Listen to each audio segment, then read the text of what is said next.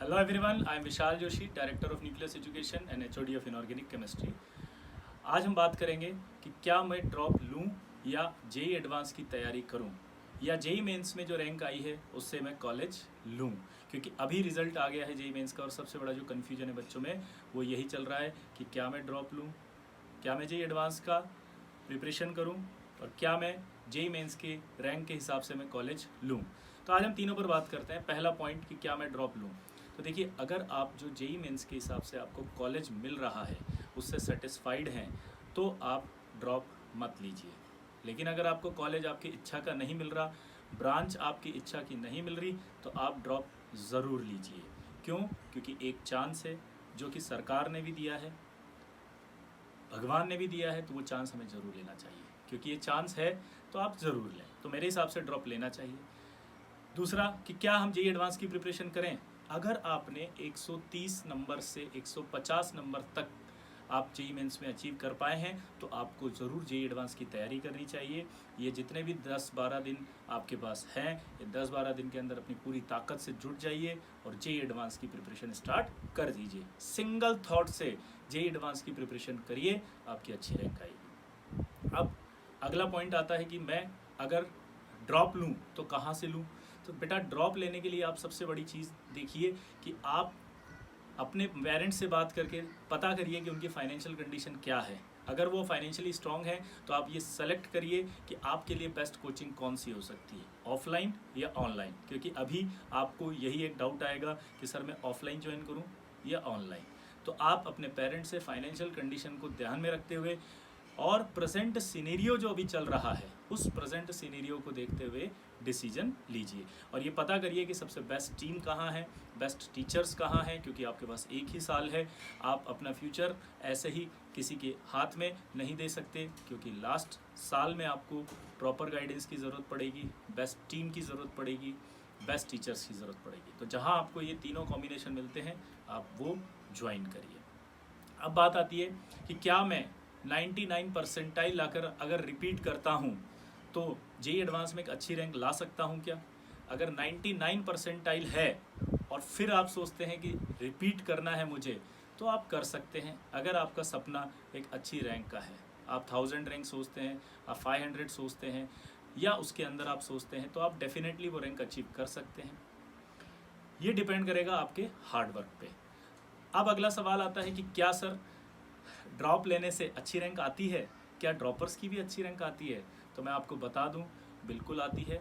एक साल अगर आप ड्रॉप करते हैं अपनी पूरी मेहनत से, पूरी ईमानदारी से, तो आप अच्छी रैंक ला सकते हैं आईआईटी में। इसके काफ़ी सारे एग्जांपल्स हैं।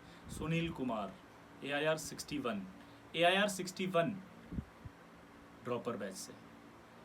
इसी तरह से गौरव जैन 534, ये भी ड्रॉपर बैच से। वात्सल्य चौहान, जिन्होंने इंडिया का हाईएस्ट पैकेज प्राप्त किया था 1,20,00,000 रुपए, ये भी ड्रॉपर थे। अगर ये ड्रॉप नहीं लेते तो शायद इनकी ज़िंदगी में ये महत्वपूर्ण दिन कभी नहीं आता और वो इतिहास नहीं रचते।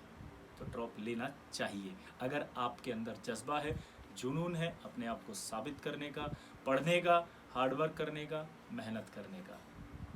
अगला सवाल आता है कि सर मेरे जेई मेंस में इतने कम परसेंटाइल आए हैं तो मैं क्या दोबारा जेई मेंस दूं, क्या वो पॉसिबल है।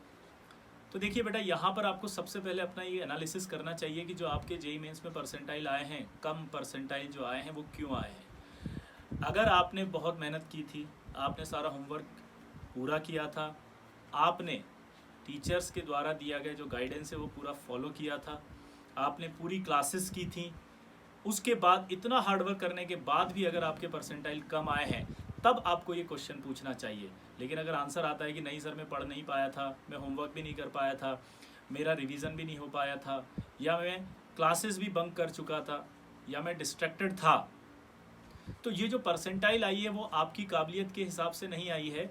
इसलिए आप नेक्स्ट ईयर अगर ये प्रॉमिस करते हैं कि ये जो मिस्टेक्स आपने की है वो नहीं करेंगे, तो आप डेफिनेटली ड्रॉप ले सकते हैं और आप एक अच्छी रैंक प्राप्त कर सकते हैं। अगला सवाल आता है कि सर क्या ड्रॉप लेना हमारी ज़िंदगी में कोई चेंज ला सकता है। तो ये ऐसे सवाल होते हैं हमारे माइंड में जो हमेशा हमें परेशान करते हैं। ड्रॉप लेना आपकी ज़िंदगी में परिवर्तन ला सकता है, लेकिन कब, जब ये ड्रॉप लेने का डिसीजन आपका खुद का हो। ठीक है, तो आप अपने इस डिसीजन को स्ट्रांगली पूरा कीजिए। अगर आप ये सोचते हैं कि आपको ड्रॉप लेना है तो आप उसे पूरा करने का भी सोचें कि ड्रॉप आपने जिस उद्देश्य से लिया है हम उसे पूरा करें। तो आज के वीडियो में मैं इतनी ही बात करूंगा कि 3 कैटेगरी के हमारे आंसर्स आए हैं। पहला कि मुझे जेईई एडवांस की तैयारी करनी चाहिए या ड्रॉप लेना चाहिए, तो उसका आंसर मैंने आपको दिया कि आपको अगर 130 से 150 आए हैं तो प्लीज़ आप जेईई एडवांस की प्रिपरेशन में जुट जाइए बिना किसी सेकंड थॉट के, सिंगल थॉट जेईई एडवांस। अगर आपका परसेंटाइल कम आया है तो आप ड्रॉप लीजिए बिल्कुल, क्योंकि उस परसेंटाइल जो कम आया है उसके रीजंस आप ढूंढिए और अगली बार ये प्रॉमिस कीजिए कि वो गलतियां हम नहीं करेंगे। तीसरा, अगर आप जेईई मेंस के रिजल्ट से जो कॉलेज मिल रहा है उससे हैप्पी हैं तो ड्रॉप मत लीजिए, लेकिन अगर आप उससे हैप्पी नहीं हैं या आपकी इच्छा की ब्रांच और कॉलेज नहीं मिला है तो ज़रूर ड्रॉप लीजिए। चलिए, आई होप आपको ये वीडियो पसंद आया होगा। Thank you.